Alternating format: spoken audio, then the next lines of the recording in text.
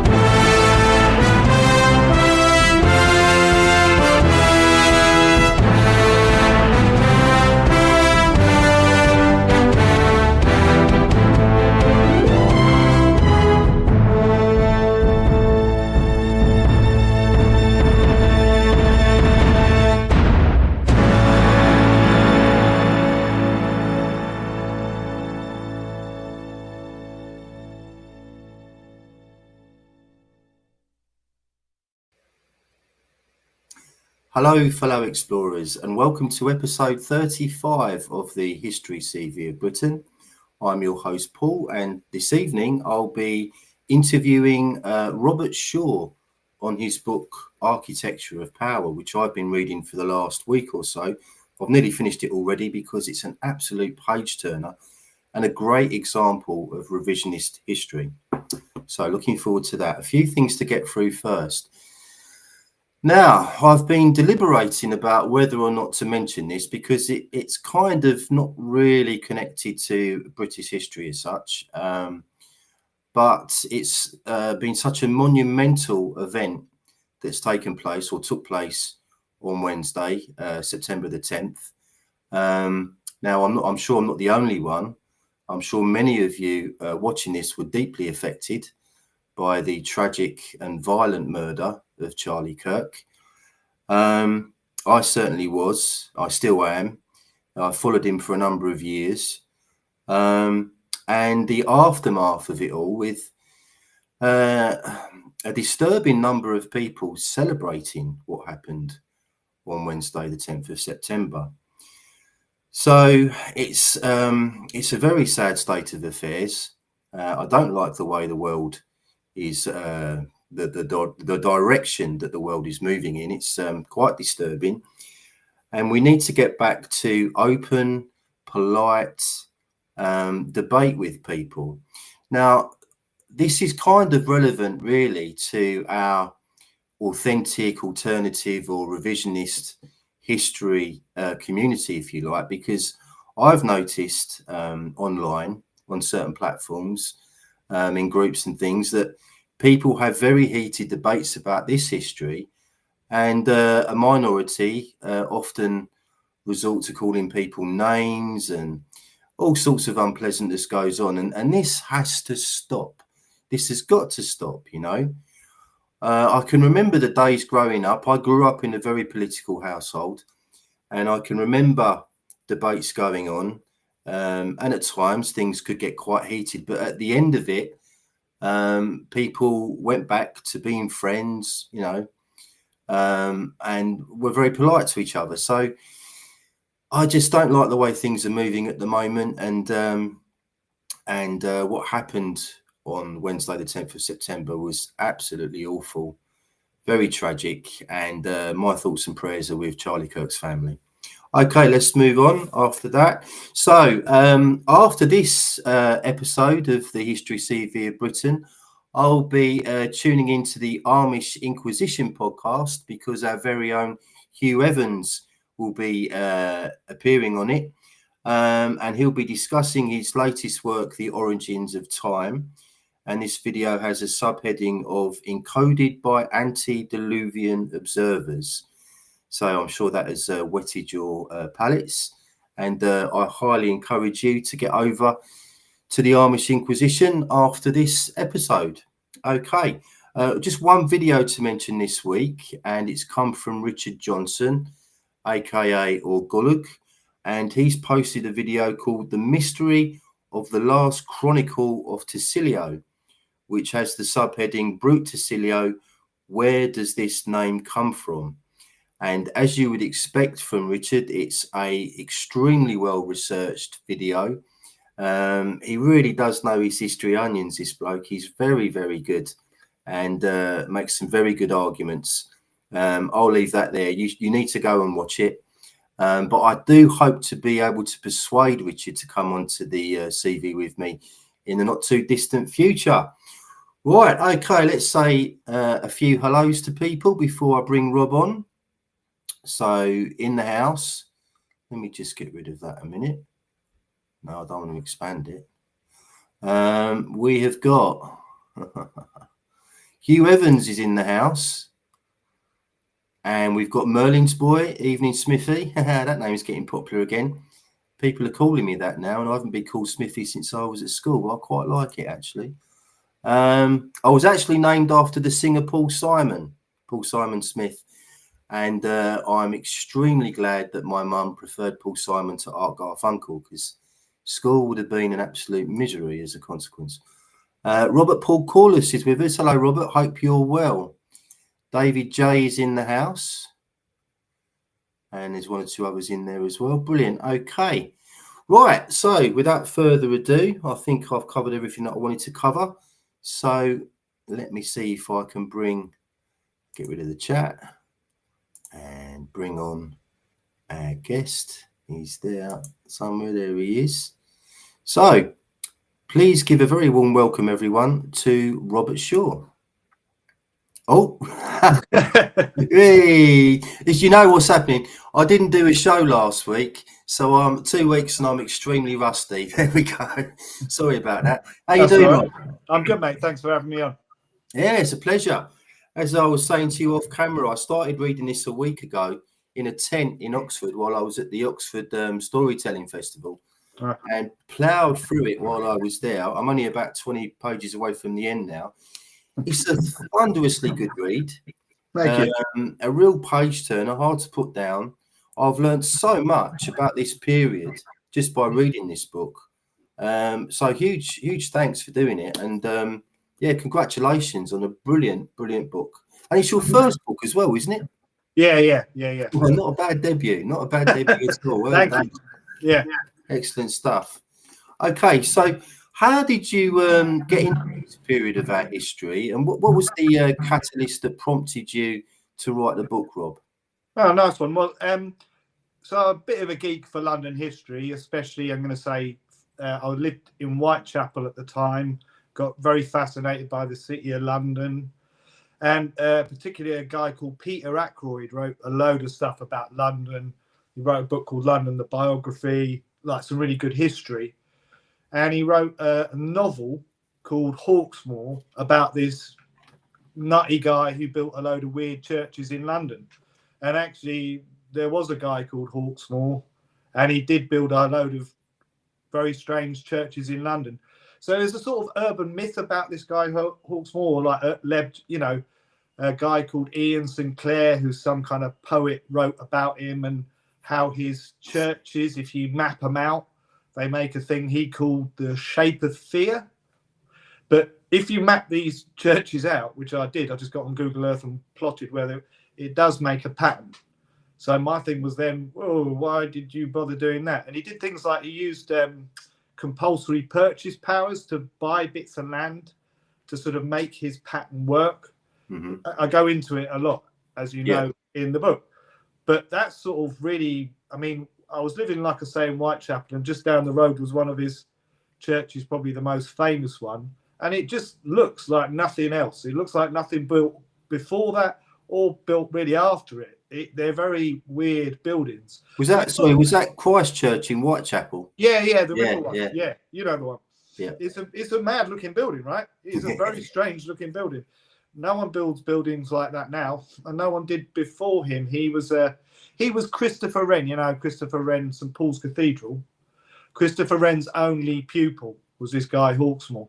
And so really getting into Hawksmoor was sort of how I got into how I learned what I learned, and found out what I found out about what we're going to talk about tonight, which is what one person, a guy called John Dryden, who was like poet laureate, he called 1665 to 1666 the year of miracles. Like all these mad things happened. Like there was a fire, there was a famine, there was a war, and there was a plague all in that year, and it was pretty intense, right? If you were local, that was a bad year, right? So yeah, the sort of Hawksmoor stuff led me to Wren, and then you read about Christopher Wren, again, a bit like Hawksmoor, just an architect, just building a church, but people hated him. Like if you read what was written at the time by people around at the time, Christopher Wren was hated, like really strongly, and by extension, so was his apprentice Hawksmoor. Hawksmoor kind of carried the can, and I'll show you in a minute. I got a quote from this guy Hawksmoor. Years later, after the fire, they're still talking about it in really heated terms, right? But I don't know if now's a good time, but like we all get taught the Great Fire of London. Pretty much, kids get taught it as soon as they go to school, right? Yeah. Pretty much the first thing you learn, like you get indoctrinated into religions when you're young. They don't wait till you're 18 and then ask you, do you want to join? They fill you full of this information. But actually, the version we get taught of the Great Fire of London is very, very, very different to the version, recorded by people who were there at the time. And actually, that first slide, this book is from 1923. And it's the first official history of the Fire of London. No one had ever written about it really before. This guy, Walter George Bell, wrote the version of events we all get taught in primary school and we see in all the documentaries on TV. This is when the story we all get told now was first sort of pinned down and penned. So that's I don't know if you want to show that. Okay, yeah, I'll stick it on screen now for you. Hold on. Yeah, it's just this book. I mean, I've got a copy of it here. I could just show you it. But there you go. Thanks. It's just this guy. He was a very, very, you're going to say, establishment historian. And he actually wrote the version of the Great Fire of London and of the Great Plague the year before. And his conclusion, very selective conclusion, was it was all, it was all an accident. It was all, London got very, very, very, very, very, very unlucky. Fire, famine, war, disease. There's not a town in the Old Testament that went through that. Do you know what I mean? We had it was a very, very, very, I'm going to say, unlikely year. So anyway, that's the version of events we all got taught. And what I ended up doing, I started by looking at Hawksmoor. But once you read what people who were there at the time said, it throws things into a very different light. And what I'll do is, I've got this quote from Hawksmoor, just show you. Yep. This is him looking he's in his old age now. He wrote this in the 1720s, so over 50 years after the Great Fire, right? And he said the Great Fire should have resulted in a convenient, regular, well-built city, excellent, skillful, honest artificers made by the greatness and quantity of the work in rebuilding such a capital. Honest artificers means masons. So obviously London's going to get rebuilt in stone. And to do that, because the whole thing's burnt down, you're going to need a lot of masons. So the fire was an opportunity to recruit and train masons. Then he goes on, but instead of a nice city, we have no city, no streets, no houses, but a chaos of dirty, rotten sheds, always tumbling down or taking fire, with windy, crooked passages, scarce practical, lakes of mud and rills of stinking mire running through them. So there was shit running down the street. The whole place is in chaos. And that's all in this quote because they didn't take advantage, he's saying, of the Great Fire of London. And I just thought that when I first read that, I had no idea about anything else. I just thought it was weird that someone 60 years later, 50 years later, was angry about the Fire of London, right? Yeah. So that started me on this journey of looking at what people at the time said. Now, there's another set of quotes I can give you. Hang on. So this guy, this pretty boy here, is called Edward Hyde. He was Lord Clarendon, the Lord Chancellor, head of government to Charles II. Also, Clarendon, this guy Hyde, was father-in-law to James Stuart, the Charles II's brother. James married Edward Hyde's daughter, Anne Hyde, and so Edward Hyde, Lord Clarendon, whatever, was also grandfather to Queen Mary and Queen Anne. So he was inside the royal family. Do you know what I mean? He was a royal man. So a couple of quotes from him about the fire, because this is, again, he was right there, right at the heart of things. And in 1666, he told the king it was the universal conclusion of the people of London that the fire had not come by chance.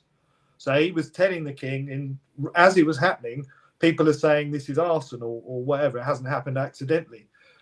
Charles II later decided to call the fire an act of God. But so that's what everyone in London was saying, according to the head of the king's government. The fire was arson, basically. It didn't come there by accident.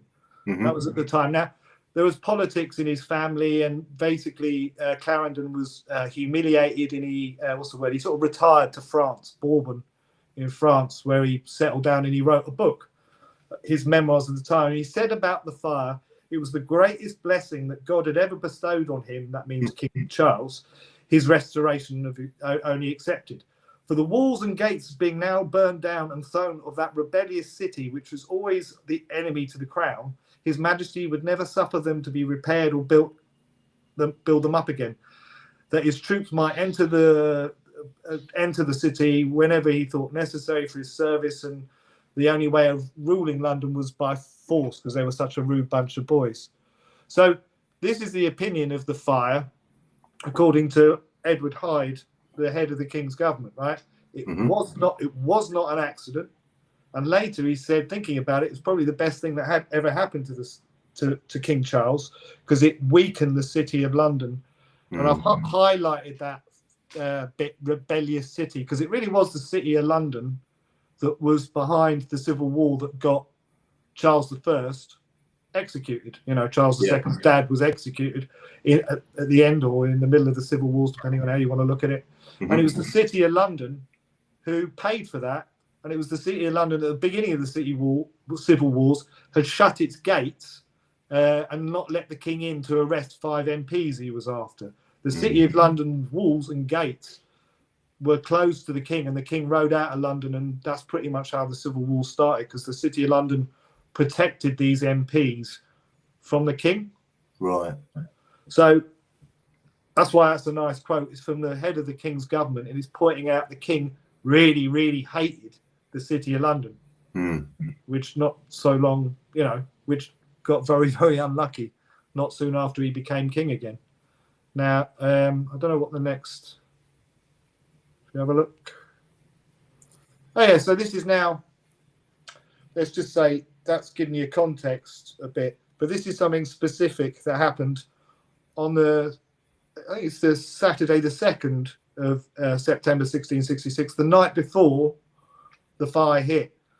This is reported. The guy on the left is a guy called Gilbert Burnet, who's the Bishop of Salisbury. He was also the Chancellor of the Order of the Garter. Again, a very main, an establishment guy, not just some bloke down the pub. Now, he wrote a book called The History of My Own Time, and in it he says this about the fire, because there was a reservoir in Islington in North London, up on a hill, where they kept pressured water. That was called the New River Company. But what happened was John Graunt, having a right to view the work at Islington, came thither on the Saturday before the fire, and calling for the keys of the place where the heads of the pipes were, he turned the cocks and stopped the water and went away with the key with him. So in other words, the night before the fire happened, the pressurized water to the city was turned off by this man, Captain John Graunt. That's got Jeffrey Epstein vibes about it. Yeah, it's a hell of a coincidence, right? No one's ever done that before or since. This guy Graunt was a friend, you could say, an associate of Christopher Wren, and as we'll talk about in a bit, this guy Graunt also had a weird role to play in the plague. Anyway, it is not part of our history to record. Our history fails to record that the water was turned off the night before the fire happened. Also, there were water wheels down by London Bridge. That was also, when the tide was right, would pump water in. All of those broke that night. So crazy. Yeah, very, very unlikely, right? So you can imagine when the fire started, and people were like, "Oh, well, let's get some water," and the water wasn't working. They started to worry, right? Because suddenly everything's catching fire and the water's turned off. What are the chances of that? Mm. So, yeah. Brilliant. Okay. Shall I stop sharing screen for a minute, or shall I leave it on? Yeah, I don't know. I could. Yeah, the next. Yeah, up to you, mate. I'll leave it on there for now. Okay. Okay. Okay. So the official story. Let's just go back to the official story of the Great Fire of London for a minute. Yeah. So, Yeah. we're told that a baker called Thomas Fariner accidentally started the Great Fire of London Yeah. by overheating his bakery, and this led to the destruction of 89 churches and gates, the Guildhall, public edifices, hospitals, schools, libraries, a great number of blocks of buildings, 13,200 houses, and 400 streets. So, I mean, given those extraordinary statistics, I'm surprised that an 8-year-old primary school child would believe that, let alone anyone else. It does seem very incredulous, at least on the surface. Yeah. It could have been started in a bakery. Well, the bakery story we could go into, but the oven Thomas Fariner used didn't have any fuel in it. It was a brick oven, right? So you'd put coal in it, you'd burn the coal, and you'd heat the oven up. The brick would, whatever, would keep its heat, retain its heat. Mm-hmm. Then you take the fuel out, and then you put the bread in. So Thomas Fariner, he appears and gave witness statements to a parliamentary committee that investigated the fire. And when you see what he said there, he was adamant that the fire could not have started in his oven. There was no fuel anywhere. It was a brick-lined building, and it was a brick oven. Yeah. The story is that it started there, and there's very, very good reason, given eyewitness testimony, especially recorded in this parliamentary report, that just disproves that theory. For example, there are people, because, the fire's starting, people are going, oh, what's happening? They go up to the nearest tall building, and a few people went into church spires. Mm-hmm. One guy, I think his name was John Stewart, again, this is in this report, went up to the Church of St. Bride's and looked out, and he said he saw multiple fires starting many, many hundreds of yards apart. Mm. So eyewitnesses at the time were aware that it may have started, or the first fire may have been in Pudding Lane or around there, but fires were starting all over the place, where there was no fire in between them. And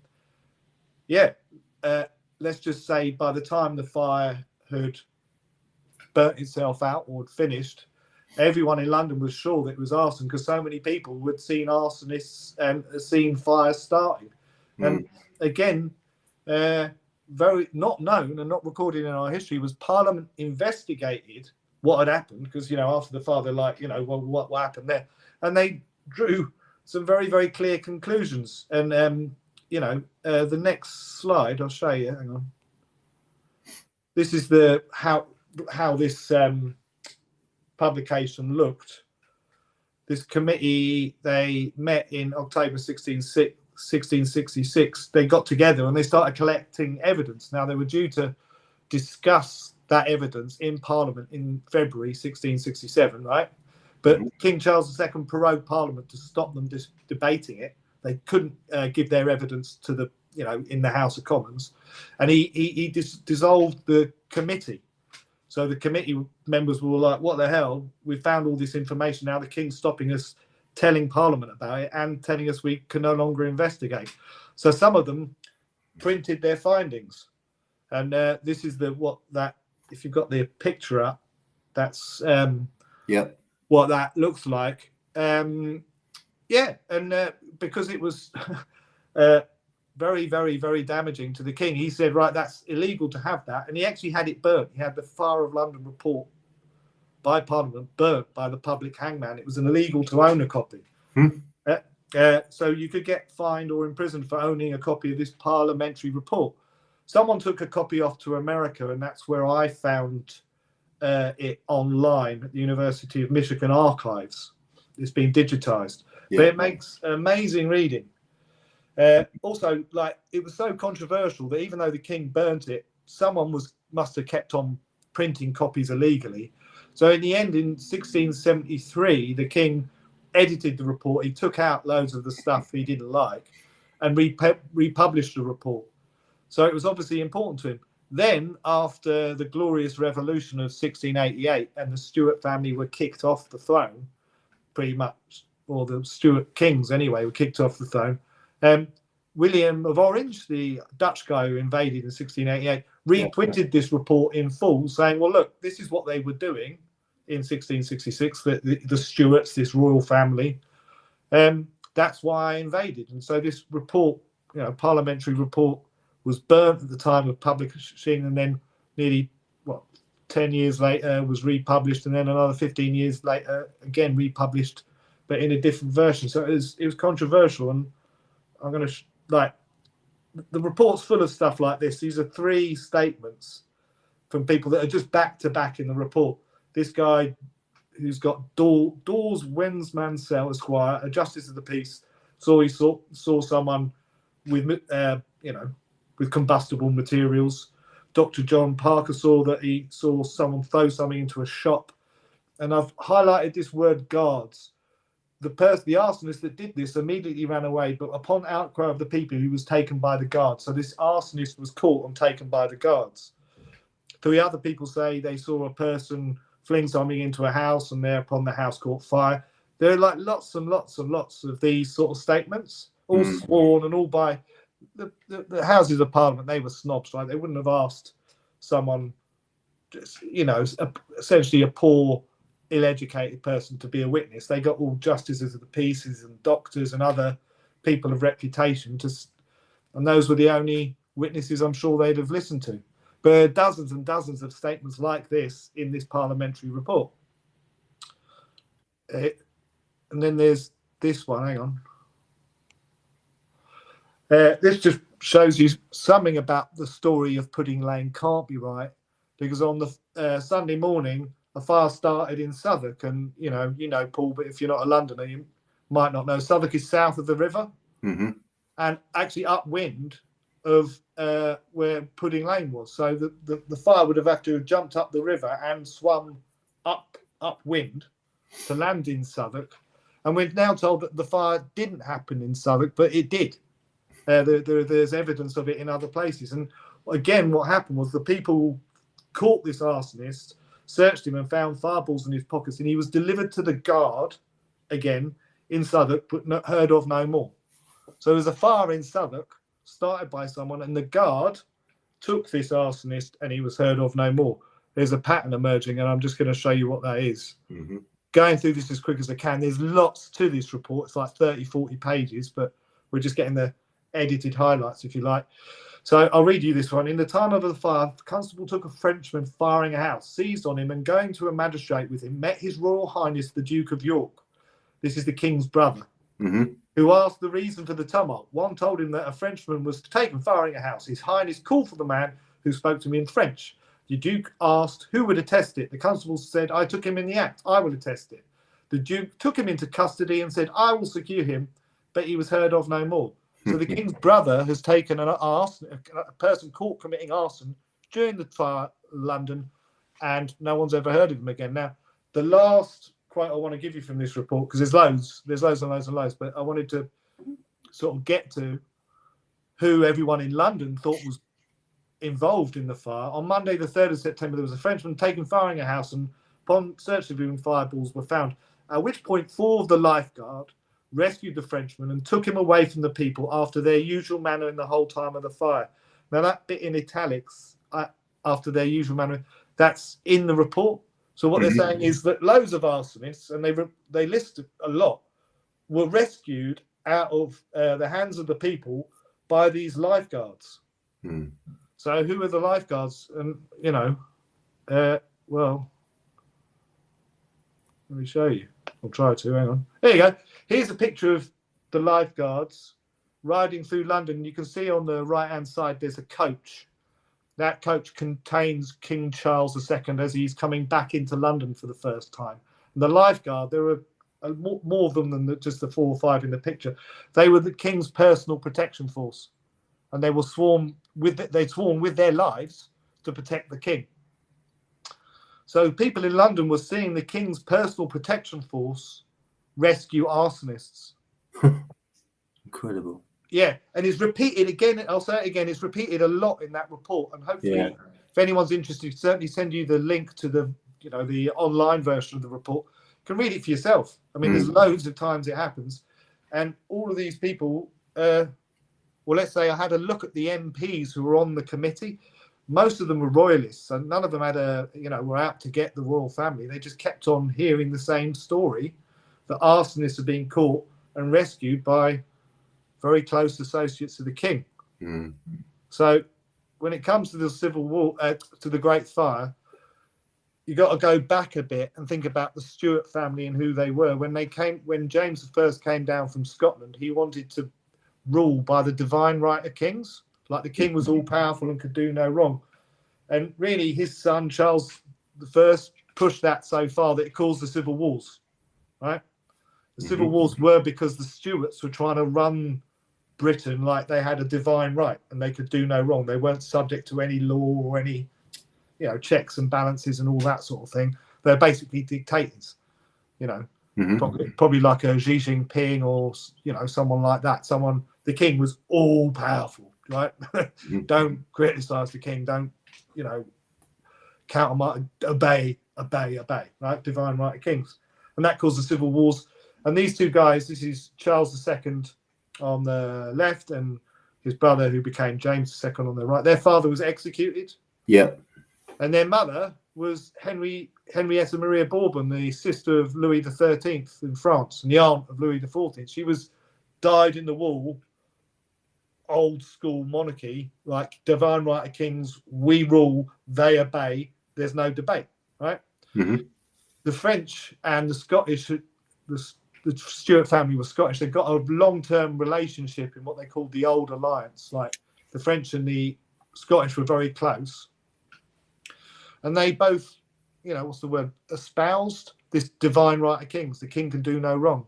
That means if you're acting in the king's name, like say you're the lord of the manor and some people are kicking off in your manor, you've got the divine right of kings on your side. You can pretty much do whatever you want in the name of the king because the king is divine and you can, if you're acting on his behalf, you can do no wrong. So it's pretty, people well overuse this word and use it in all kinds of stupid ways, but it's pretty, fascistic or pretty whatever you want to call it. It was a might is right. If you've got a bigger sword sort of thing, you're in charge. That's the divine right of kings. And you don't have any right to a jury trial or any right to, keep your property if the king says, no, I want that, or no, I don't like you, you're dead, right? You got nothing. So the divine right of kings was pretty unpopular, and especially unpopular with rich people because they were scared of losing all their money. Anyway, Charles II, James II were the major beneficiaries, I'm going to say, and certainly all over the Great Fire London, their friends kept rescuing arsonists. So that's probably the reason why our history has been doctored, because it's a pretty, I know it sounds crazy, right? I can't believe I'm saying it. I never expected to find this out. But everyone at the time was pretty clear, especially James Stuart, the guy on the right, who became James II. Everyone knew he hated London, let's say, and had been there rescuing arsonists during the time of the fire. That's your king? How the hell, that's a difficult situation for the city bankers to cope with, right? Yeah. So that's the sort of summary, and there's loads and loads and loads of more detail to it. Loads. But that's a summary of the Great Fire London, looking at original, or what they call primary sources from the time. That parliamentary report lists dozens and dozens of arsonists, and maybe a dozen times where James Stuart, future King James II, and his mates rescue arsonists. Absolutely fascinating stuff. Wow. Yeah, it's mental, isn't it, right? Yeah, just a bit. I was going to ask you about who the main perpetrators were in this, but you're suggesting that it was actually the monarchy. Yeah, well, yeah, elements of. I mean, let's say that guy Lord Clarendon we saw earlier, he'd have had nothing to do with it. He was very much a a career kind of politician kind of guy. They Mhm. were, you know, Charles and James have spent pretty much 10 years in exile in Europe, doing all kinds of things to make ends meet.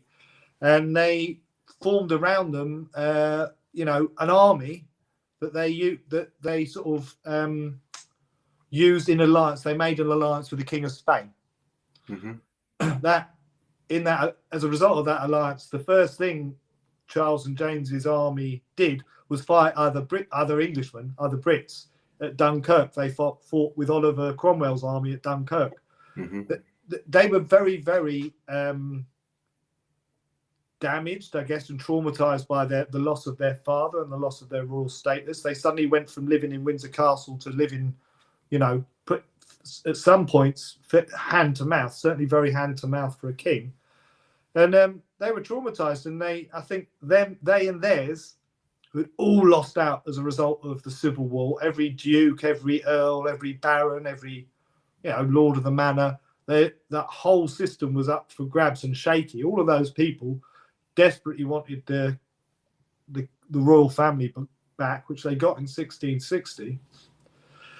But the City of London and lots of people in the City of London were terrified, because look, here come the guys we've just spent the last 10 years fighting and killing, and they're coming back and they're in charge again.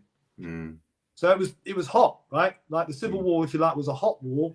What happened when the Restoration and all that came back? It was like a Cold War, and there was all sorts going on. People getting killed, you know, in mysterious circumstances on sort of both sides, and it was like a Cold War. And it was the two sides who'd fought in the Civil War, right? The Royalists versus, let's say, the parliamentarian and the city boys. Wow. Okay. Amazing stuff. I'll tell you what. Yeah, have a sip of water or whatever. I'm just going to put a couple of comments on screen from people that are listening to you reveal all this. I'll just put this up first of all from Hugh Evans, who has said, "I have read Architecture of Power. It is very good and an important perspective on the period and monarchy." And Thank you. Yeah, that would very much seem to be the case. We've had a comment from Melissa Campbell, who has said, "Does anyone know the horrible history song about Charles II? He sings, 'London fire was a whopper. I'm a fire stopper.'" Not heard that one, no. No, sounds like a banger. Yeah, exactly. Yeah. This is an interesting one. Sabbatai Zevi was declared the Messiah of the Jews with, I think that's 1 million followers in England that year. Can you mention that? Don't know anything about that. All I'd say is, I've heard about that, but I don't know enough about it to comment, really. Sorry. yeah, I mean, if anyone's declaring themselves Messiah, I mean, you know, yeah. He wasn't the Messiah. He was a very naughty boy. Yeah, I was about half a second behind you there. Yeah. Melissa Campbell has a question as well.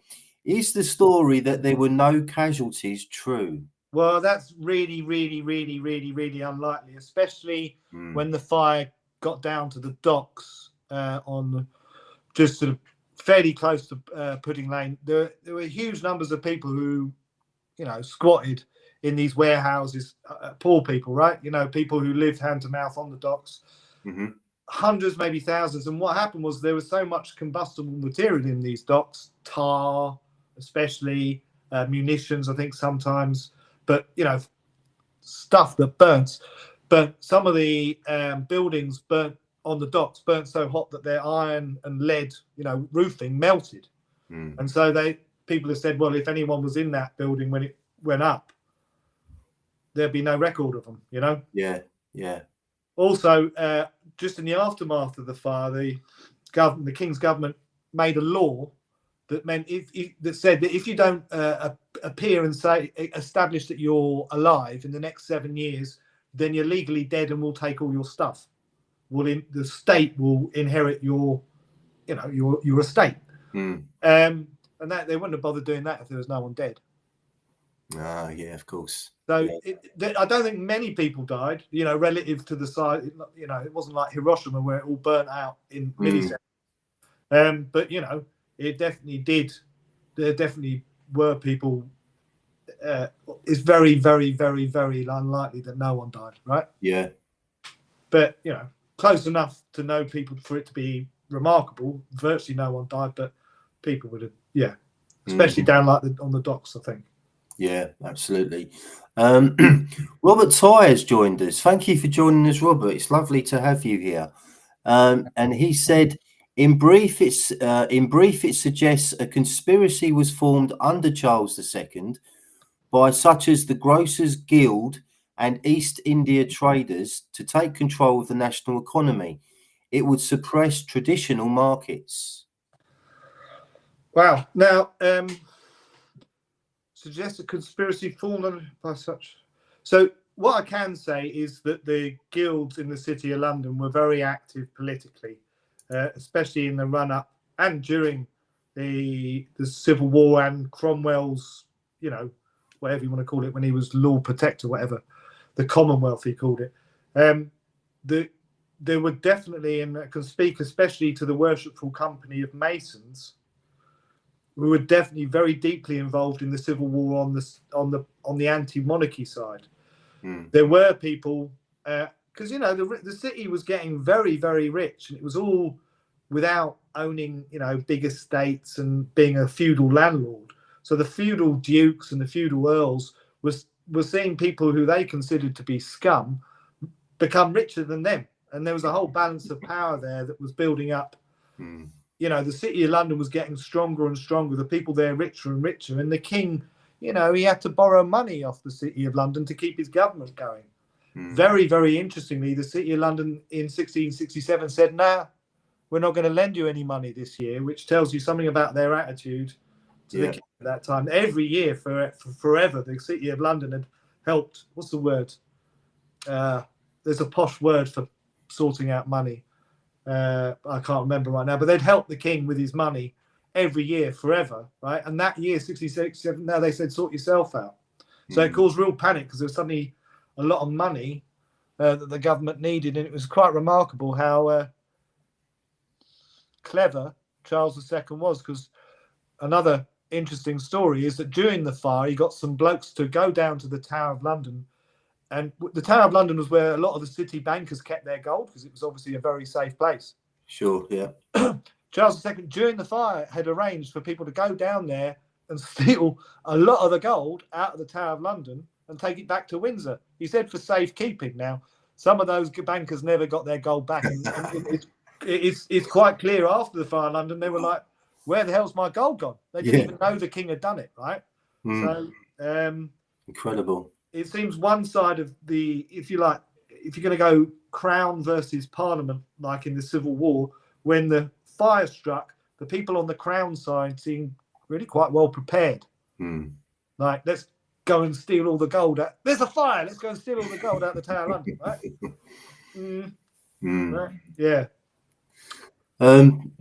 Robert Ty has followed up with, actually, the crucial change was the abolition of, and I'm going to attempt this word, seigniorage. Seigniorage, thank you. What year was seigniorage abolished? 1666. Again, he's speaking to, I'll have to look what that legal, I'm guessing it's a legal term. I don't know what that is. I mean, there are all these, again, like this act. It was like the fire of London was like happened on the 3rd, 4th, 5th, 6th. And about a week later, there was all this legislation ready to take advantage of the situation. And again, it just, you know, at the time when everything's happening, probably people didn't notice. But now, 300 years later, it's quite remarkable how much was prepared. And I can show you in a minute what Christopher Wren had prepared. And that's unbelievable, right? Right? Please do. Just before you do that, we'll just stick one more question on the screen from Merlin's boy, who was asked, which individual do you think lost the most because of the fire? Oh, well, I mentioned this banker, Robert Vintner, Sir Robert Vintner. He had all of his gold. I mean, there were bankers that the king liked, kept their gold in the same place as his gold in the Tower of London. Robert Vintner had all his gold stolen. Wow. Yeah, he'd also been the guy who made the crown that King Charles II got crowned with, because Cromwell smashed up the original crown. he never got paid for doing that either. The royal family really didn't like the Viner family, his family, and those bankers. So probably the person I'm aware who lost the most was definitely Robert Viner, because he had today probably certainly hundreds of millions, if not billions of pounds in today's money worth of gold stolen off him by the king while the fire was happening. Talk about a bad day. Yeah, just a bit. Crazy stuff. Yeah, I mean, how the king got that organised so quick. Yeah, is very. Well, I was going to say, Rob, some people have likened all this to it being like a great reset. Would you concur with that? It's something like that. They were trying to overwhelm everyone, like bang, bang, bang. We're going to talk about. We've talked about the fire. There was famine, war, disease as well. Bang, bang, bang. Like they called it the year of miracles. Miracles come from God that you can't do anything about them. Bang, bang, bang. Yes, it was some kind of, as well as there being physical aspects of it, it was kind of like a psychological attack on the city of London. Yeah, you were going to show us something. Do you want to put that on now? Oh well, this is about the war, real quick.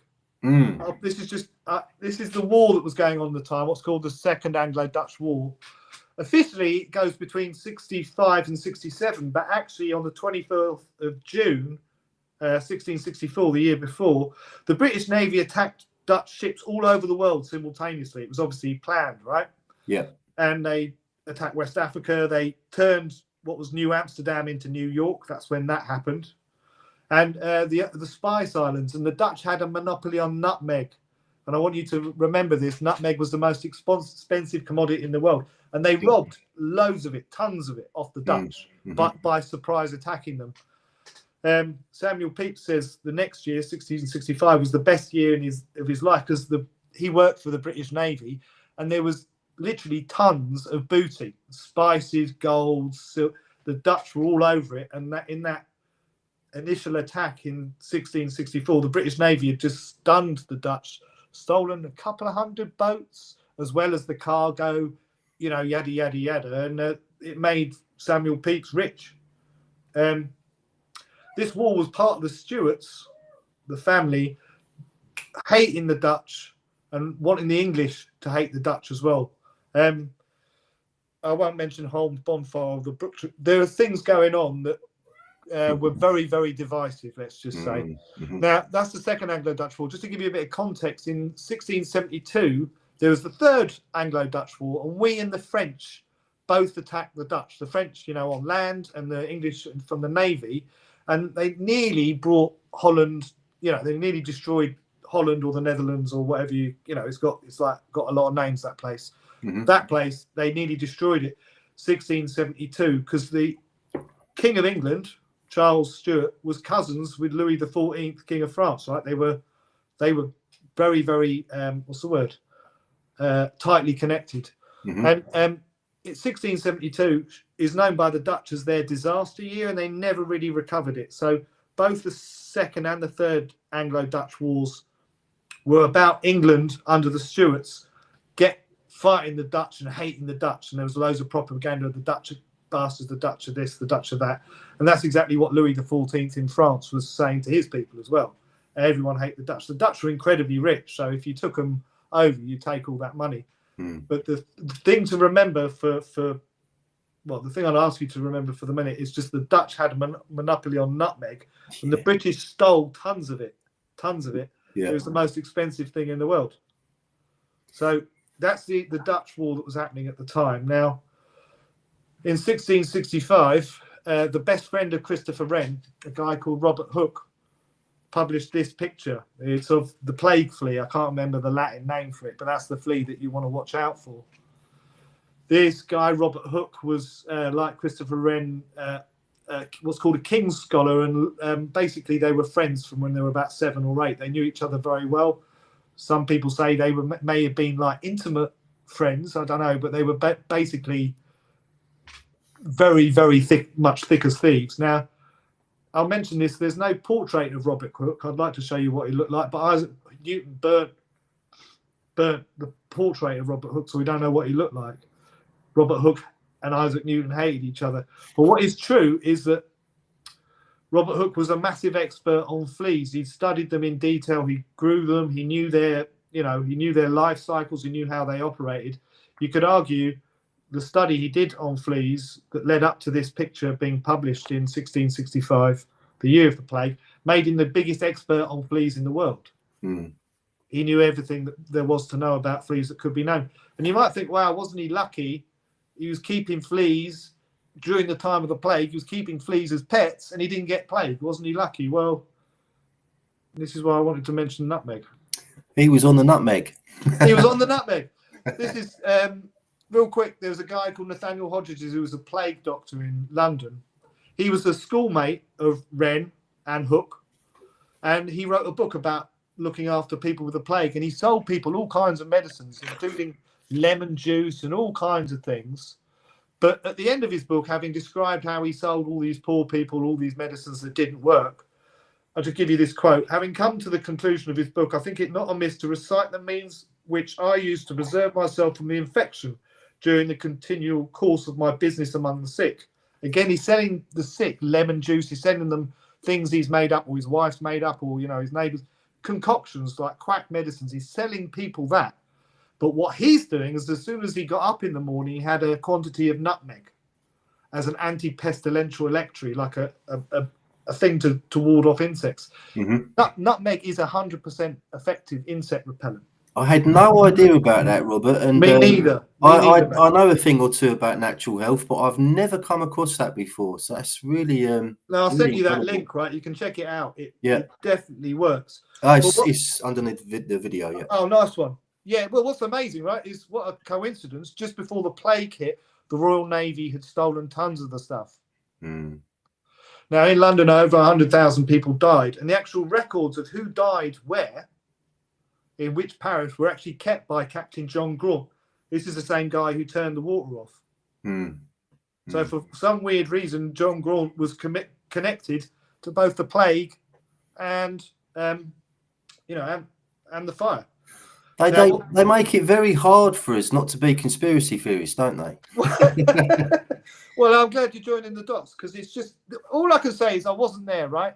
And there's not someone, carved in stone, I did this. But look at all these coincidences. And the thing that got me, and again, apart from learning that nutmeg was a natural insect repellent, and that's why it was so expensive, because it guaranteed you wouldn't get plague, right? Who wants to get plague? Not me, thanks. So I'll pay for it. So this guy, Nathaniel Hodges, was selling nutmeg to all his rich mates for tons, and then was selling lemon juice to poor people for as much as he could get out of them, knowing full well that he was taking nutmeg, but he was giving them lemon juice. All right, nice man. The other thing to mention about 1665 and what makes it very, very weird is it's like normally plague would come in following rat populations from like the Middle East into Italy, up through France, or around the trade routes, right? There was what's called the normal chain of transmission. That's what happened with every other outbreak of plague. Everyone pretty much before 1665 and the ones after it all had this same way that epidemiologists explain. 1665 cannot be explained in that way. It appeared in London really, really vehemently, really intense, and spread about, but not like any other instance of plague. You got this mate of Christopher Wren, who's the biggest expert on fleas in the world, and you got this mate of Christopher Wren who goes around as a plague doctor, giving his mates nutmeg, but giving the likes of us, selling the likes of us lemon juice. So that's the plague, right? Yeah. So you got fire. We've done plague, fire, and war. Yeah. I was going to ask you about the famine. How serious was the famine, Rob, and how was it handled? Well, the famine, you could say, was the result of other things happening. In 1665, when London was plagued, right, they locked the doors to not lock the gates rather of London to stop people coming out. And obviously there weren't that many farmers rushing to come to London to sell them food, right? Because who wants to get plague? Yeah. So some arrangements were made, but basically the amount of food that was available went down and the price went up. And the same thing happened with coal, because coal was brought down the sea route from Newcastle, and because we were at war with the Dutch, that wasn't happening. So in 1665 wintertime, coal was really expensive and food was hard to come by, right? And meanwhile you're dealing with plague, so there's decimation of the population, not just through plague, but plague and cold and malnutrition. Things start to even up a little bit in the early 1666, only for the fire to happen, and then come winter of 1666, even more people died, not because of plague, not because of fire, not because of war, but because of all of them, right? The London was down on its knees. So the famine, if you like, was a result of the battering London had from these incredibly unlikely and unprecedented historical events. Yeah, absolutely. Like talk about unlucky. Yeah, just a bit. We've had a message from a guy called Sean who has said forgive my French pronunciations, everyone. Sestoui KV Act 1666, introduced after the fire, people had to register their property and tenants. 7 years presumed dead, hence where we get 007 from. License to kill, James names bonded. I always thought we got 007 from John Dee. That's what I've read as well. Yeah. That's a nice sort of, if you like, poetic connection. I'm not sure how historic. I mean, like James Bond names bonded. That I don't know how to pronounce it either. It's Sesgrave. It means he who lives. So you have to kind of prove you're alive, and if you didn't know after 7 years, the state would take your money. So again, that we mentioned that because of people saying no one ever died in the plague, in the fire. But it was also, the plague and the fire. Lots of people died, and the state very quickly after the fire had happened, they'd already created this mechanism by which they could take everybody's money who didn't claim it. So, it always, what was it? After 9/11, like George Bush turned up the next day with the Patriot Act, which was like 10,000 pages long. I was going to mention that. Yeah, very relevant. Yeah. Just scary, right? Yeah. Scary. These people do not fuck about. Excuse my. I'm trying not to swear, but scary. Very much so. Planning, right? Planning and coordination and discipline. I mean, what a combination, poor people of London. There's not many people who feel sorry for Londoners, and quite a lot of Londoners don't deserve to be felt sorry for. But yeah, it was a horrible time to be alive if you were not a royalist, and if you were, like one of the working people, one of the tradespeople in London. You had obviously a devastating year, a year that even the Bible couldn't sort of rival, right? Absolutely. And people were the royalist clergy, the royalist religious figures were saying, look what's happening. Everything's because of God. God is punishing London. Why would God punish London? Because you killed the king. This is God taking his, London, that rebellious city. God is striking you. This is the year of miracles, right?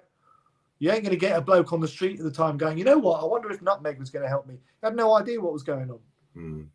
People on the street going, well, I wonder where all those arsonists went. They're too busy trying to find food the next day because everything's burnt down. Do you know what I mean? Yeah. So really, really hard times. Poor people in London. Yeah. Now, well, I've just seen a comment. What about 666? Yeah, that's Melissa. Yeah. So a lot of people were saying 1666, and for a long time beforehand said that was going to be the devil's year.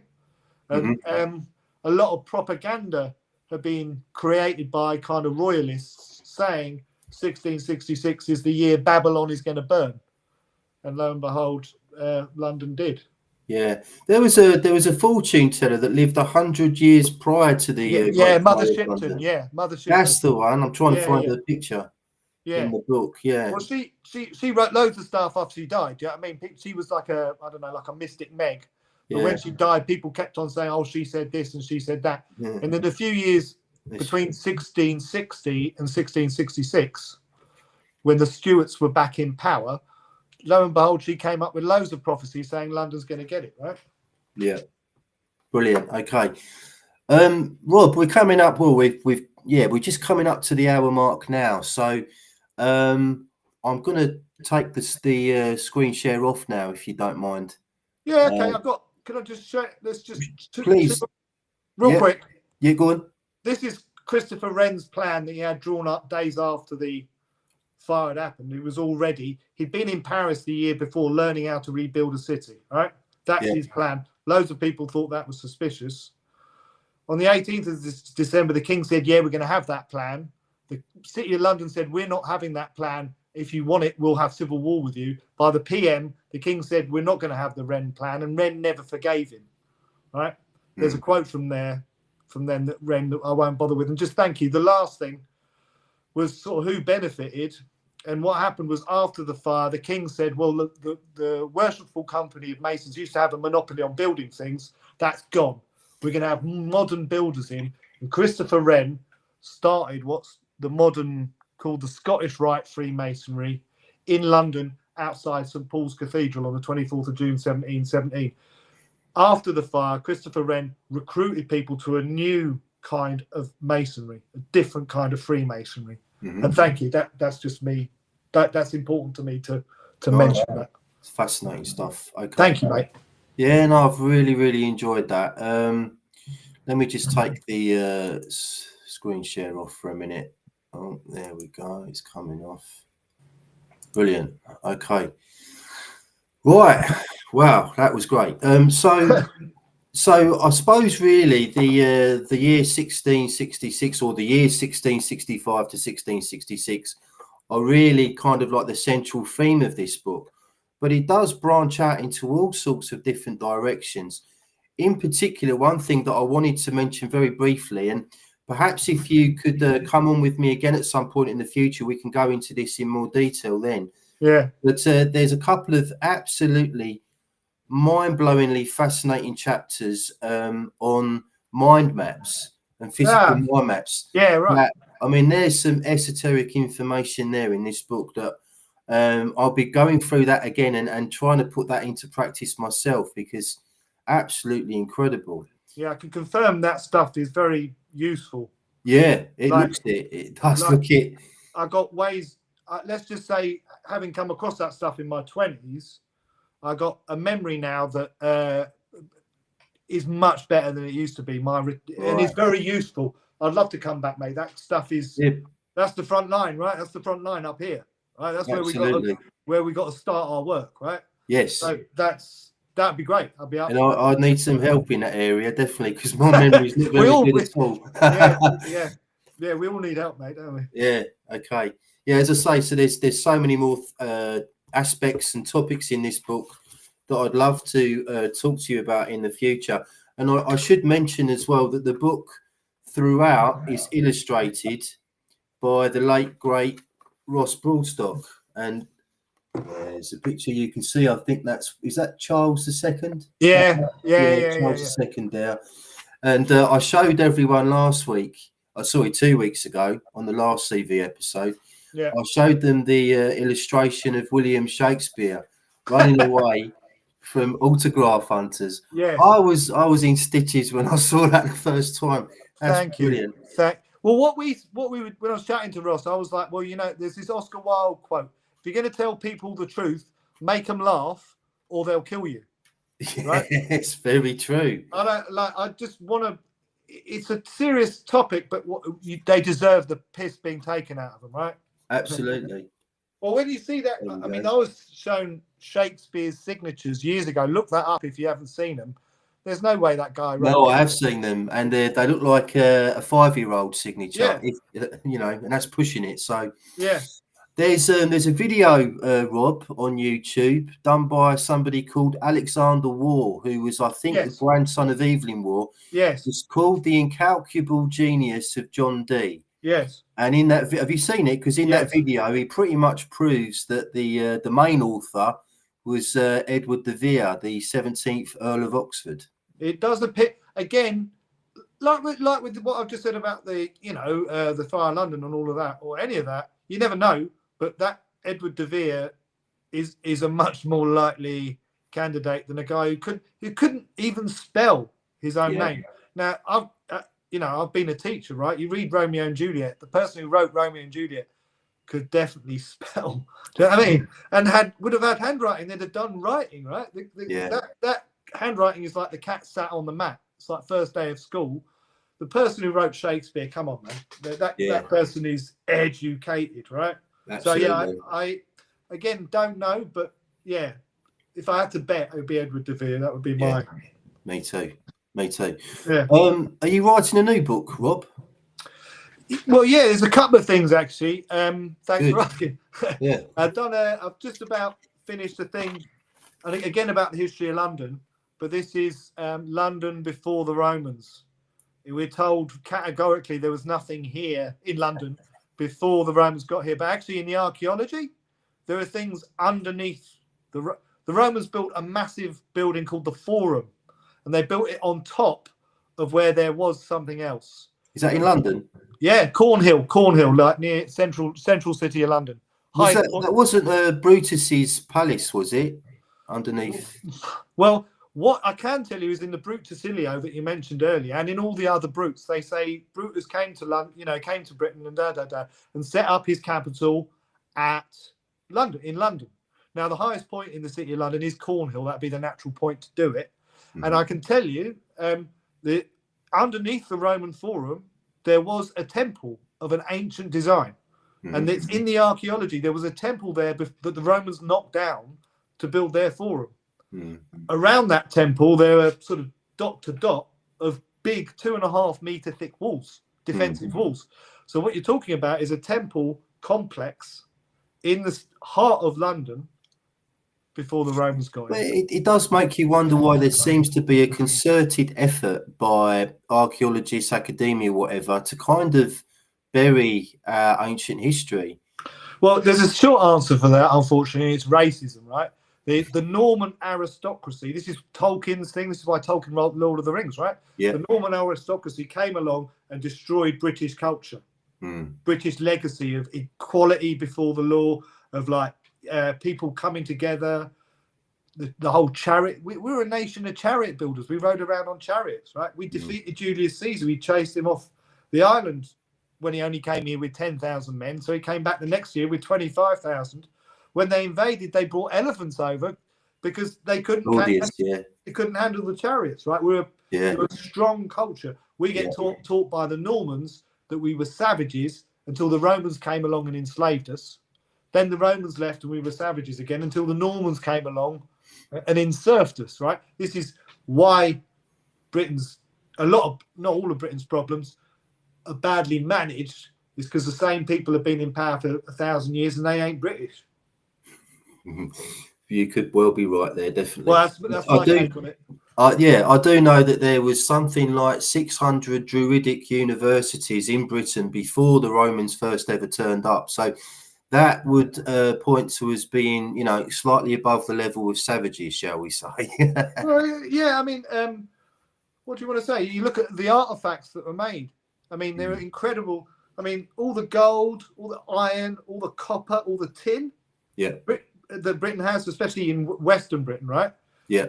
Means Britain was at the heart of the Bronze Age. Mm-hmm. Like a lot of copper came out of North Wales and virtually all the tin came out of Cornwall. Yeah.